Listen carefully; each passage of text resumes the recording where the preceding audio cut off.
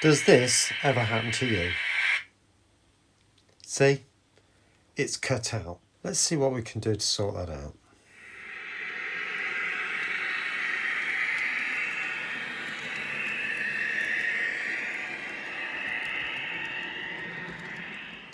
Well, good evening everyone and welcome back to Piccadilly. Now you may remember that this train featured in the last video, which was all about coach lighting, and up to that point I got it to a state where it was working absolutely beautifully, running all the way up to New Mills, starting right down in the station. And sometimes when a train, I'll just tip you up, is right down in the platforms, they get stuck under the canopies sometimes because I don't clean under the canopies that often. And I have to use a special elongated tool to do it, with a big pad and a long arm on it to get it to go in there. But it was working beautifully. But now, since that video, it's been an absolute nightmare. And you can see there's no lights in this one and the lights are on that one. So that means it's not receiving power. Now, the first thing we need to check is it dirty track? So let's have a look. Right, so I've turned off the 150 and the Z21. Now, immediately, by moving it back, you can see the lights have come back on and the engine's restarted. So I'm just going to move it back out the way and just give the track a bit of a clean. Now, it could be just dirty track, but it might not be. These things, as brilliant as they are, some people love them, some people hate them, but they do break up. Just rub your fingers together, you can feel the little bits of grit where they settle in amongst the track and also in the little point blades. Now, this was where it stopped the last time, if you remember, so let's get it moving again. So it is moving, but it's not happy, flickering, and it's cut out again. So that means there is another issue somewhere else. Now, just to check, let's make sure there's another loco. So I've got this 37. Now this will tell us if the track's good. And you can see no issues at all. So that means that there is an issue with this all by itself.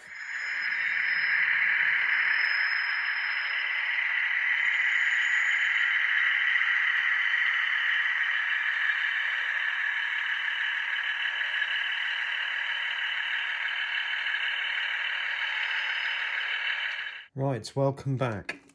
Now, what I want to do first of all, I'd previously taken out the seating. This was before I decided I was going to do the video, to be honest. So I started going ahead and then decided actually I think it probably would be a good thing to do, because there would be a number of people who would look at their locomotive and say it doesn't run anymore and then sell it as a non-runner. Which is a shame, really, because these things are so easily sorted. So what I'm doing here now is I'm taking off the screws. Now, that doesn't come like that. I had a problem with the circuit board catching underneath the screw, because there is like a half moon cutout on that, if you like, and it was just jumping the screw. So I thought I'll put a little bit of plastic around it as like a bit of a washer. So that's all that's there for, and that's just holding it down like that. And I'm going to put all of those into a container, which in this case is just a piece of tape just to hold everything in place. Now, what you do need to be aware of, you've got two brass pickups either side there. Now, my one has got a speaker here, and that is taped on. That is the decoder, the sound decoder just there. So I can lift off this very, very gently. Now, all I'm doing is moving it out the way because I want to gain access to this bit. All right. Now, remember, I've soldered wires to this part here, because there's the lighting strip inside. Well, I'm going to take that light out because I think it would just be easier to deal with if the light wasn't actually in place. And also I've just discovered, whether you can see that the light, one of the wires has come off the light as well. So we are in a bit of a state with this one. But the first thing I want to do is clean up these contacts on the end here, because I think that might be part of the problem. Because you've got to remember that a locomotive has got to pick up power from both bogies. Now this one is fine because it picks up the power and that goes straight. If I just remove that bogie there, you've got these pickups, as I've said before, and they contact those brass strips. Hopefully you can make out in there and in there. It goes in through here, through the pickups, which are just there, and then you've got another piece, which that piece and that piece are soldered together, and then out through these two pins. And then you've got the metal brass strips down there, which go straight to the decoder, and then the decoder to the motor. And then the same here, you've got these brass strips, which run along here, at the back here, and they contact the back of this plate here, there. And then that, all this is live, that then contacts the decoder just there, and then through these pickups just here, it then goes to the motor. Notice you've got this sheathing on there that protects it from touching the edges of the chassis, if you like, the motor housing, because otherwise it would short immediately. Stops that from happening. But anyway, what do I need to do? Well, let's give this a slight gentle file.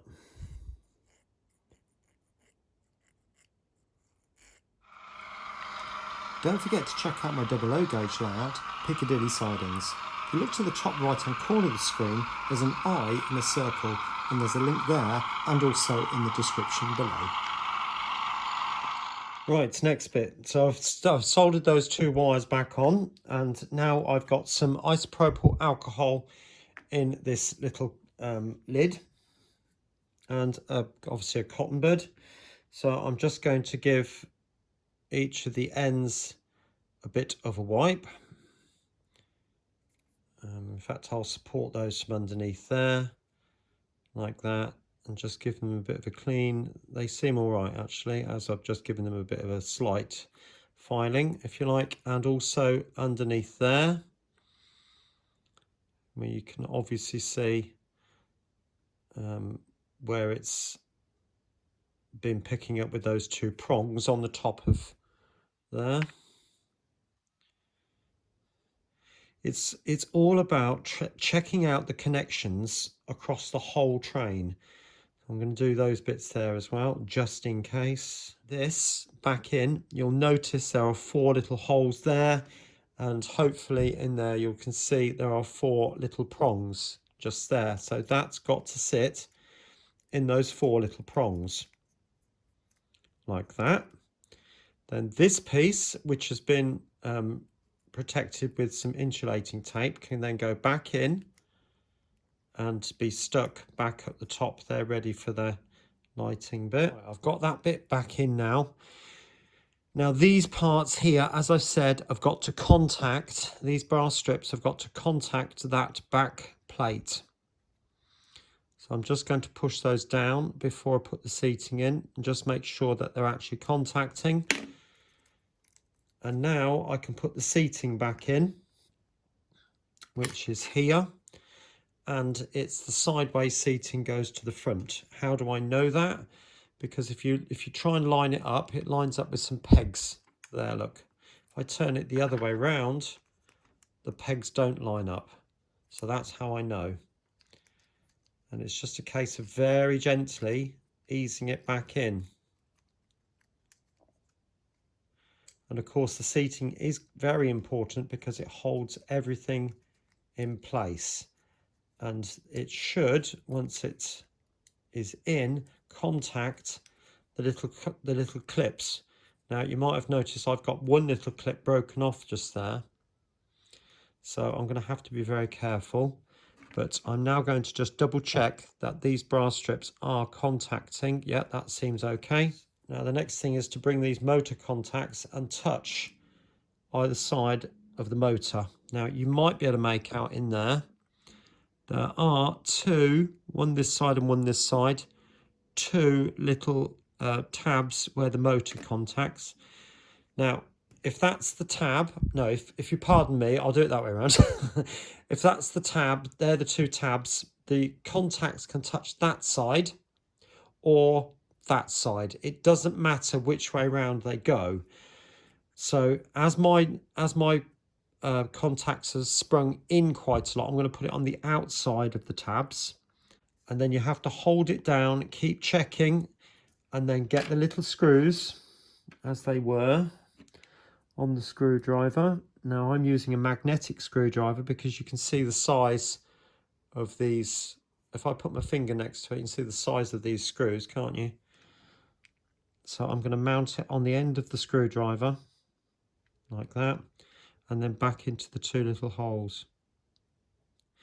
Now the other thing you need to be aware of is that the screws touch.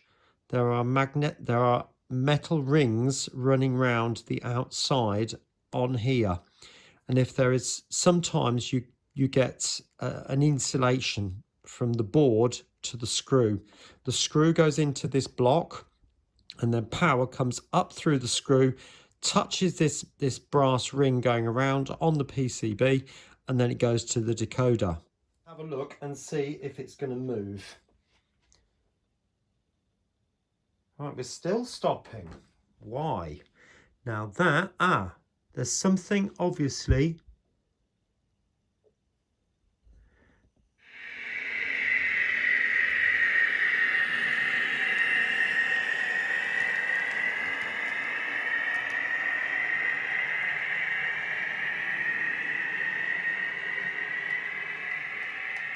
Right, I thought I'd show you this because I put it on the layout and got it running beautifully.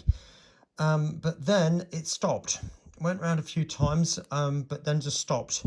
So I thought it's bound to be dirty wheels. So I brought the wheels down to run round with the isopropyl alcohol, and inside there and all around the outside.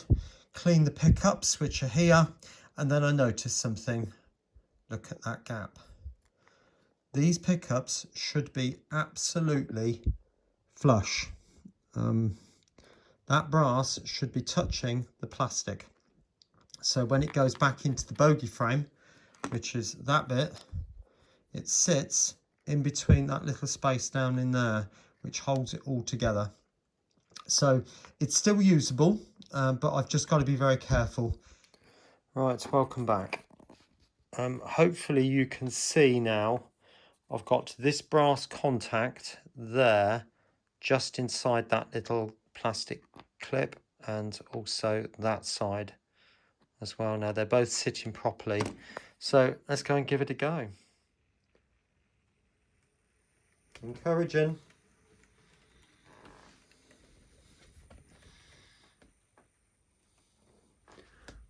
But just noticed the rear lights need adjusting, but I'll do that off video. That's the CV thing, as I showed you on another occasion. Oh, it's picking you up. Let's have an engine on as well.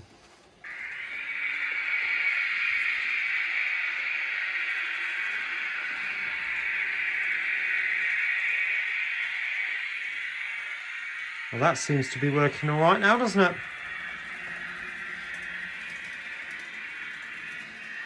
So it just goes to show that it's all down to the contacts, and making sure that the contacts right from the brass pickups in the wheels right the way through to the pins going up the side of the tower gear, through the brass strips that run along the chassis, and then how those brass strips touch the motor housing, and then the motor housing contacts the PCB through those screws that I pointed out to you, and how the brass strips on the PCB then go through the electronics down to the motor, and then the motor sends back the signal, well, sends the physical drive through to the wheels.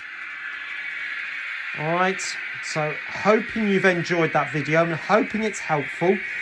If you want me to do any other locomotives, I can't promise I will be able to do the exact locomotive you've got because I've only got so many, but I might be able to show you some other little bits, how they're put together, the things to look for, what I would do. In fact, I've got a 47 and a 57 which are off the shelf at the moment, and they need some work. Again, they're another Dapple. I've also got Graham Farish. I've got a Dapple 86 which is off the shelf, but I need to buy a new PCB for that. So I could do a video on that if you want me to, but if you don't want it, I'm not going to do it. All right, so I can't see the point if it's going to flop.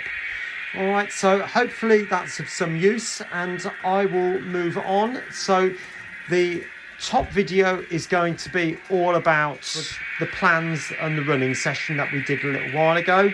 And the next one, or the bottom video, is going to be building, or number 2, on building New Mills Station building, which is just there. And I show you how I went about doing that. Okay, everybody, take care for now. See you later. Bye-bye.